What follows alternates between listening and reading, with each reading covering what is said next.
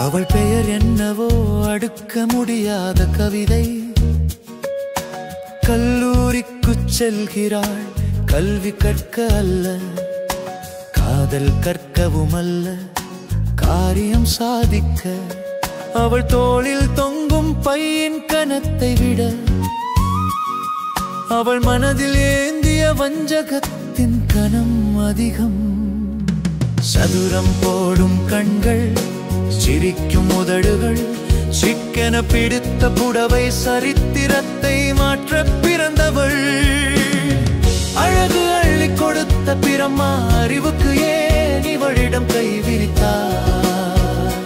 மதிப்பெண் தாள்கள் இவள் அழகுக்கு சலாம் போடாது.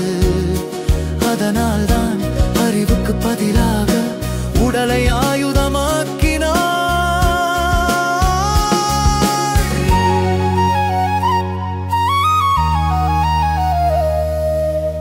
குருவின் வீடு குறிவைக்கப்படுகிறது. பாடச் சந்தேகம் ஒரு போர்வையாக. கதவு திறந்தது, கற்பு நிலை தடுமாறுகிறது. தேநீர் கோப்பையில் தேவையற்ற சுகம் தேடுகிறாள். ஆவி பறக்கும் தேநீராய் அவளின் ஆசைகள், நெருக்கம் பழகும் நினைவுகள்.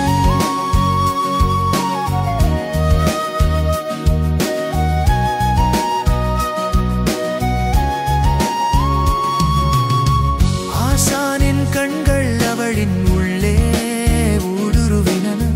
உடலின் மொழி அவருக்கு தேவையில்லை, அறிவின் மொழி ஒன்றே அவருக்கு போதும். கண்மணி கல்வி கவிதையடி, உன் தேகம் சந்தை பொருள் அல்ல, அது கோயில், கலை கோயில்.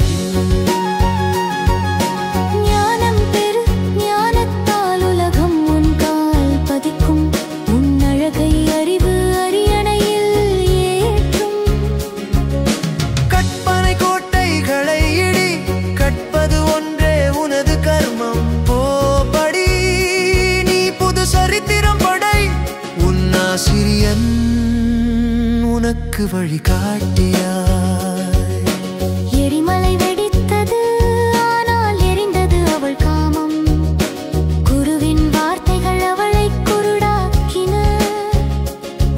அவள் அடி எடுத்து வைத்தாள், ஆனால் கற்பனை உலகில் இருந்து நிஜ உலகிற்கு அவள் தோற்றாள். ஆனால் ஜெயித்தாள், மானிட பெண்ணாய் மாறினாள்.